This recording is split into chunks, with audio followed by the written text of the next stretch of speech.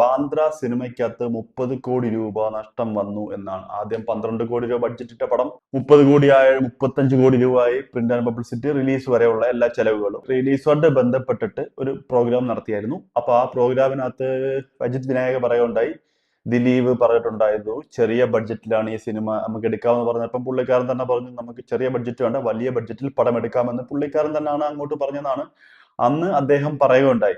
12 കോടി രൂപ ബഡ്ജറ്റ് ഇട്ട പടം എങ്ങനെ 30 കോടി ആയെന്ന് എനിക്കൊരു മനസ്സിലാവുന്നില്ല. ഇതിനിടയ്ക്ക് പല ആൾക്കാരെയും പിന്നെ പകുതിക്ക് വെച്ച് നിർത്തി പറഞ്ഞു വിടുകയുണ്ടായി.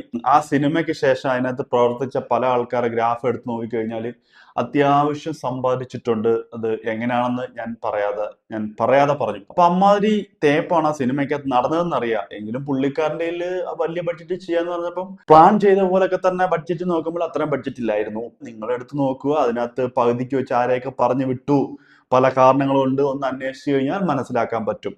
അപ്പൊ നമുക്ക് മനസ്സിലാക്കാൻ പറ്റുന്ന കുറച്ച് കാര്യങ്ങൾ അതിന്റെ ഞാൻ ഇതിനു മുന്നേ പറഞ്ഞ ആൾക്കാർ ആരൊക്കെയാണെന്ന് എനിക്ക് പേഴ്സണലി പറയാൻ പറ്റുന്നില്ല. അപ്പൊ അങ്ങനെയൊക്കെയുള്ള ഓരോ പരിപാടികൾ ഈ സിനിമയ്ക്കകത്ത് ഉണ്ടെന്ന് ഞാൻ പറഞ്ഞപ്പോൾ ഞാൻ കുറെ ടീമുകൾ ഇതുമായിട്ട് ഇങ്ങനെ ചെയ്യുന്ന ടീമുകൾ എന്നെ വന്ന് തെറിയൊക്കെ വിളിച്ചിട്ടുണ്ട്, ഇപ്പോഴും വിളിക്കുന്നുണ്ട്. ഇപ്പൊ ഒരു 250 മെസ്സേജ് പിന്നെ ഇതിനകത്ത് വന്നു കഴിഞ്ഞാൽ അതിനകത്ത് 200 തെറിയും തന്തയ്ക്കുള്ളിലേക്ക് ആയിരിക്കും. അതൊന്നും കുഴപ്പമില്ല, അതൊക്കെ എന്തെങ്കിലുമൊക്കെ ആയിക്കോട്ടെ.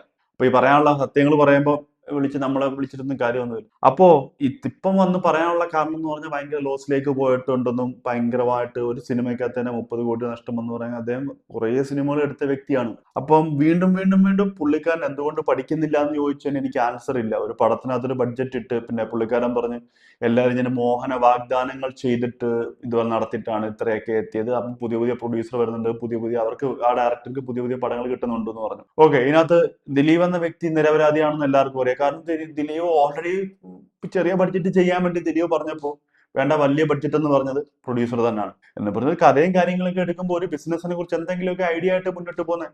ഒരു 12 കോടി എന്നൊക്കെ പറഞ്ഞാൽ പടം നിർത്താനുള്ള പരിപാടി നോക്കുക. പിന്നെ 17 ആയി. പിന്നെ പുള്ളിക്കാരൻ പറഞ്ഞു പിന്നെ 17 ആക്കി.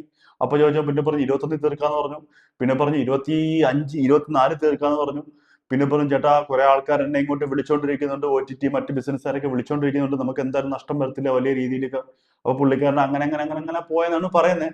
റിലീസിന് മുന്നേ തന്നെ ഓൾറെഡി കച്ചവടം പറഞ്ഞപ്പോൾ കൊടുത്തില്ല, അതിനെക്കാട്ടി കൂടുതൽ കിട്ടും, വലിയ ബഡ്ജറ്റ് ആയതിന്റെ പേര് അതിനെക്കാട്ടി കൂടുതൽ കിട്ടും എന്ന് പറഞ്ഞ് വെച്ചോണ്ടിരുന്നതാണ്. അങ്ങനെയാണ് ഇത് പണി കിട്ടിയത് എന്ന് ആണ് പറയുന്നത്. 2026 ഇപ്പൊ ഏകദേശം ഒരു 10-20 പ്രൊഡ്യൂസർമാർ പുതിയതായിട്ട് ജോയിൻ ചെയ്തിട്ടുണ്ട്.